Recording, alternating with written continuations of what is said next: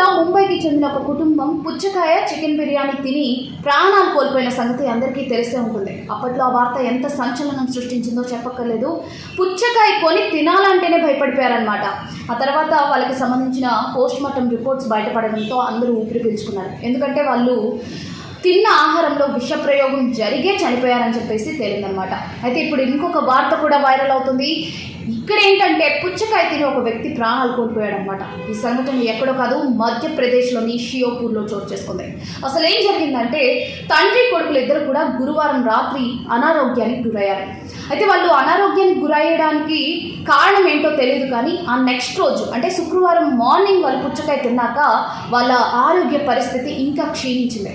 దాంతో కుటుంబ సభ్యులు వాళ్ళిద్దరిని కూడా హాస్పిటల్కి తరలించారు. ఈలోగా హాస్పిటల్కి తరలించేలోగా తండ్రి చనిపోవడం జరిగింది.